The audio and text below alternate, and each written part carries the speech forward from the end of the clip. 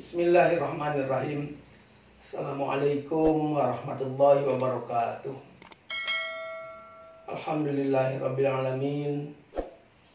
Hamdan yuafi ni'amahu wa yukafi mazidah. Ya Rabbana lakal hamdu kama yanbaghi li jalali wajhikal karimi wa adimi sultanik. Allahumma salli ala sayyidina Muhammad wa ala ali sayyidina Muhammad. Amma ba'du. Saudara-saudara sekalian, pada kesempatan kali ini kita akan membahas tentang konsep umat. Di dalam kepemimpinan Islam itu, ada sistem kepemimpinan Islam ya. Nah, sistem kepemimpinan Islam ini di dalamnya ada 4 konsep ya, yaitu konsep umat, konsep ukhuwah, konsep syuro, musyawarah, dan konsep imamah. Nah, pada kesempatan sekarang kita bahas yang ke-1 dulu, yaitu konsep umat. Materi yang disampaikan pada konsep umat ini saya mengambilnya dari bukunya Pak Quraish Shihab ya, yang berjudul Wawasan Al-Quran. Kenapa dari buku ini? Karena beliau mengambilnya langsung dari Al-Quran. Jadi kita relatif mengambil dari sumber yang primer. Saudara sekalian, dalam Kamus Besar Bahasa Indonesia, umat itu diartikan sebagai 1, para pengikut suatu agama. Yang kedua, makhluk manusia. Jadi seluruh makhluk manusia di dalam Kamus Bahasa Indonesia itu disebut sebagai umat. Sedangkan di dalam ensiklopedi itu mengacu kepada bangsa dan juga negara.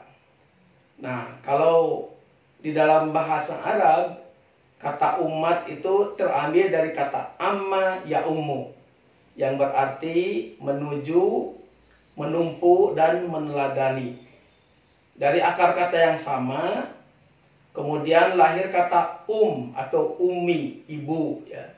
Juga lahir kata imam, yang artinya pemimpin.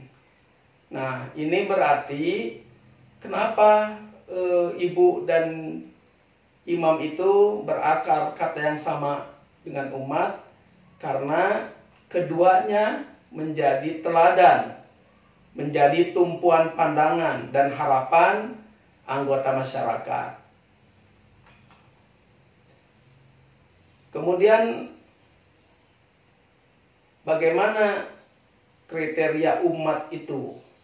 Nah, berdasarkan jumlah ya, suatu umat itu ada yang mengatakan umat itu 100 orang. Ini berdasarkan kepada hadis Rasulullah dari An-Nasa'i, ma min mayyitin yusolli alaihi ummatum minal muslimin yablaguna mi'atan yasfa'una illa syafa'u fi. Yang artinya tidak seorang mayat pun yang disolatkan oleh umat dan kaum muslim sebanyak 100 orang dan memohonkan kepada Allah agar diampuni, kecuali diampuni olehnya. Nah, berdasarkan hadis ini kemudian ada ulama yang menetapkan bahwa umat itu kriterianya harus berjumlah 100 orang. Kemudian di dalam hadis yang lain disebutkan ada jumlah 40 orang. Ini berdasarkan hadis dari Abu Al-Malih ketika ditanya tentang jumlah orang yang sholat itu, dan menjawab 40 orang. Nah, saudara sekalian, Imam Syafi'i juga menentukan 40 orang ini sebagai standar sholat Jumat. Jadi di masjid itu kalau jumlahnya 40 orang itu boleh sholat Jumat. Ar-Raghib Al-Isfahani menyebutkan bahwa kata umat didefinisikan sebagai semua kelompok yang dihimpun oleh sesuatu, ya. Apa faktor penghimpunnya? Yaitu agama, waktu, atau tempat yang sama, baik penghimpunannya secara terpaksa maupun atas kehendak mereka. Demikian dalam kitab Al-Mufradat fi Ghoribil Quran. Orang yang sama agamanya, ya, agama Islam, agama Kristen, agama Yahudi sering disebut sebagai umat Islam, umat Yahudi, umat Kristen dan sebagainya. Itu berdasarkan agama. Kalau berdasarkan waktu, misalkan umat Nabi Adam, ya, umat Nabi Nuh, berdasarkan kehidupan waktu umat-umat itu. Kemudian tempat yang sama, ya, misalkan orang Kristen itu kan sering disebut sebagai orang Nasrani. Kenapa Nasrani? Karena berdasarkan dari kata Nasoro, atau ada yang disebut juga menyebut sebagai Nazaret, yaitu tempat kelahiran Isa Al-Masih. Jadi orang yang menjadi pengikut orang yang dilahirkan di Nazaret kemudian disebut sebagai orang Nasrani, itu berarti berdasarkan tempat yang sama. Nah, baik penghimpunannya secara terpaksa ataupun atas kehendak mereka sendiri. Seperti kita menjadi umat Indonesia karena kita terhimpun, ya, secara sukarela ataupun tidak di Indonesia. Kemudian Al-Quran dan hadis menyebut umat bukan hanya pada kelompok manusia, ya, tetapi juga kepada yang lain-lain. Misalkan di dalam Al-Quran surat Al-An'am ayat 38, Allah berfirman, "Wa ma min dabbatin fil ardi wala ta'iri yatiru bijanahi illa umamun amsalakum." Dan tidaklah binatang-binatang yang ada di bumi dan burung-burung yang terbang dengan kedua sayapnya kecuali umat-umat juga seperti kamu. Nah, Rasulullah juga memberikan penjelasan melalui hadis-hadisnya, di antaranya semut juga merupakan umat dari umat-umat Tuhan. Hadis riwayat Muslim. An-namlu ummatum minal umam. Bahkan anjing juga, ya, kelompok anjing itu disebut sebagai umat-umat juga. Laula angkalabil ummatun minal umam la umirtu biqatliha. Kata Rasulullah, seandainya anjing-anjing bukan umat dari umat-umat Tuhan, niscaya saya perintahkan untuk dibunuh. Hadis riwayat At-Tirmidzi dan An-Nasa'i. Kemudian ikatan persamaan apapun yang menyatukan makhluk hidup, manusia atau binatang, seperti jenis, suku, bangsa, ideologi, agama, dan sebagainya, maka ikatan itu telah menjadikan mereka sebagai satu umat, ya. Suku Sunda, suku Jawa, nah ini termasuk ikatan yang menjadikan umat, ya. Bangsa Indonesia, bangsa Jerman, dan sebagainya. Jenis seperti jenis burung pipit dan sebagainya. Kemudian ideologi, ya, penganut Marxisme, penganut ateisme dan sebagainya, itu sebagai umat juga. Saudara sekalian, bahkan ada, ya, satu orang, ya, ininya itu secara jumlah hanya satu orang, yaitu Nabi Ibrahim alaihissalam. Tetapi karena di dalam diri beliau itu menyatukan sekian banyak sifat yang terpuji, maka Al-Quran menyebutnya sebagai umat juga, ya. Ini di dalam surat An-Nahl ayat 120, ya. Di situ Allah berfirman, inna Ibrahim kana ummatan qanitan lillahi hanifa. Nah, ini satu orang tetapi menghimpun beberapa sifat yang terpuji. Al-Quran menyebut beliau sebagai umat. Nah, dari sini beliau kemudian menjadi imam, yakni pemimpin yang diteladani. Kata umat tidak hanya ditujukan kepada manusia-manusia yang taat, tetapi yang durhaka juga. Nih, di dalam sebuah hadis Rasulullah menyatakan, kullu ummati yadkhulunal jannah illa man aba. Qila wa man ya'ba ya Rasulullah? Qala man ta'ati dakhalal jannah wa man asani faqad aba. Hadis riwayat Al-Bukhari. Jadi kata Rasulullah, semua umatku masuk surga kecuali yang enggan. Beliau ditanyai, siapa yang enggan itu? Dijawabnya, siapa yang taat kepadaku, dia akan masuk surga, dan yang durhaka, maka ia telah enggan. Nah, dengan demikian, semakin jelas bahwa penyebutan umat itu adalah kepada penghimpunan atau kepada pengelompokan, tidak taat atau tidak taat.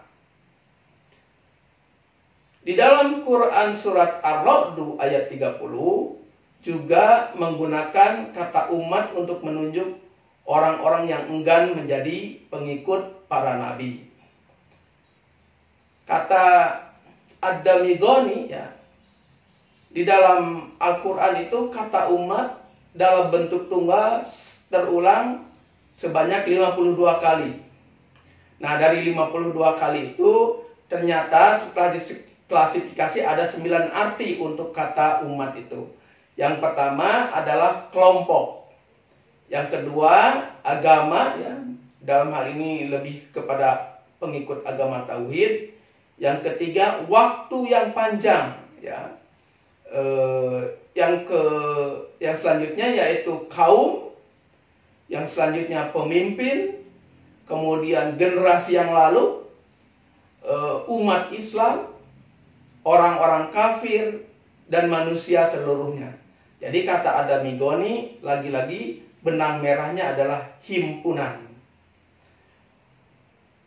Saudara-saudara sekalian, di dalam kata umat terselip makna-makna yang cukup dalam, yaitu gerak dinamis, arah, waktu, jalan yang jelas, serta gaya dan cara hidup. Jadi untuk menuju pada satu arah, ya, disimpulkan seperti ini. Untuk menuju pada satu arah harus jelas jalannya, serta harus bergerak maju dengan gaya dan cara tertentu, dan pada saat yang sama membutuhkan waktu untuk mencapainya. Bisa dilihat di dalam surat Yusuf ayat ke-45, di situ kata umatnya menunjuk kepada waktu. Kemudian di dalam surat Az-Zukhruf ayat 22, ternyata di situ kata umat itu menunjuk kepada jalan, gaya, dan cara hidup. Oleh karenanya kemudian ahli syariati menjelaskan bahwa kata umat lebih istimewa dibanding kata nation atau qabilah atau suku, ya. Dalam konteks sosiologis, menurut beliau, umat adalah himpunan manusiawi yang seluruh anggotanya bersama-sama menuju satu arah, bahu-membahu, dan bergerak secara dinamis di bawah kepemimpinan bersama. Nah, di sini ada clue, ternyata umat itu harus ada yang memimpin untuk bergerak maju satu arah, ya, secara dinamis mencapai tujuan bersama. Kemudian umat Islam di dalam ayat ayat ke-143 surat Al-Baqarah disebutkan sebagai ummata wasato, ya. Ini ayatnya yaitu a'udzubillahi minasyaitonirrajim, wa kadzalika ja'alnakum ummatan wasata litakunu syuhada'a 'alan nas wa yakuna rasulu 'alaikum syahida. Demikianlah kami menjadikan kamu ummatan wasato, agar kamu menjadi saksi atas perbuatan manusia dan agar Rasul Muhammad menjadi saksi atas perbuatan kamu. Untuk mengetahui makna tentang ummatan wasato ini, kita lihat dulu dari arti wasat ya. Wasat itu adalah segala yang baik sesuai dengan objeknya. Sesuatu yang baik berada pada posisi di antara dua ekstrim. Ya, seperti contoh ya, keberanian itu adalah sifat pertengahan dari ceroboh dan takut. Kemudian kedermawanan adalah sikap tengah dari boros dan kikir. Dan kesucian adalah sifat pertengahan dari kedurhakaan karena dorongan nafsu yang menggebu dengan impotensi. Nah, itulah arti yang pertama dari wasat, yaitu yang baik sesuai dengan objeknya. Karena di dalam contoh-contoh tadi adalah yang baik itu adalah pertengahan dari dua ekstrim. Kemudian lahirlah makna yang kedua dari wasat, yaitu tengah ya. Yaitu yang menengahi dua pihak yang berseteru. Nah, maka kemudian kita juga mengenal istilah wasit. Wasit yaitu orang yang berposisi di tengah agar berlaku adil. Nah, kemudian berkembang makna yang selanjutnya dari wasat, yaitu artinya adil. Kita tahu di dalam sepak bola itu ada wasitnya yang mengadili dua klub. Kemudian hakim itu adalah wasit dari orang yang berperkara dan orang yang menuntut. Nah, saudara sekalian, demikianlah bahwa pemimpin Islam itu harus mengetahui yang dipimpinnya itu umat ya. Umat itu tidak hanya manusia, tetapi binatang, tumbuhan dan segala yang ada di alam semesta ini adalah semua himpunan itu adalah yang harus dipimpin. Kemudian umat yang berhubungan dengan manusia bukan hanya orang yang taat saja, tetapi orang yang tidak taat terhadap agama juga adalah mereka itu harus dipimpin, diarahkan jalannya. Syukur-syukur diarahkan ke jalan Islam. Dan yang selanjutnya, khusus untuk umat Islam, Al-Quran menyebutkan bahwa diharapkan umat Islam itu menjadi umat pertengahan ya, yang menjadi saksi atas kebenaran. Misalkan sekarang ini Barat itu dengan kebebasannya ya, kemudian Soviet ya waktu itu dengan komunismenya, di mana setiap orang tidak memiliki kebebasan, maka umat Islam itu ada di tengah-tengah. Kita memiliki kebebasan untuk meraih rezeki, untuk mengumpulkan harta dan sebagainya. Tetapi pada saat yang bersamaan kita juga tidak boleh melupakan orang miskin. Kemudian hartanya harus dikeluarkan sebagian dalam bentuk zakat, infak, sedekah. Itu menjaga keseimbangan. Itu bukti bahwa umat Islam umat pertengahan. Demikian juga di dalam sistem ekonomi ya, ada kapitalisme di Barat yang sangat bebas. Kemudian ada sistem lain di Soviet ya, atau di Rusia yang bahwa manusia itu tidak memiliki kebebasan, semua harus dikontrol oleh negara. Maka lagi-lagi Islam mengayuh di antara dua pulau. Nah, ini kemudian umat Islam menjadi saksi kebenaran kepada orang dari dua kutub ekstrim tadi. Kemudian pada saat yang bersamaan kelakuan umat Islam itu menyandarkan dirinya kepada Rasulullah, sehingga menjadikan Rasulullah juga sebagai syahidan tadi, sebagai saksi atas perbuatan kita. Mudah-mudahan ada manfaatnya. Billahi taufiq wa hidayah. Wassalamualaikum warahmatullahi wabarakatuh.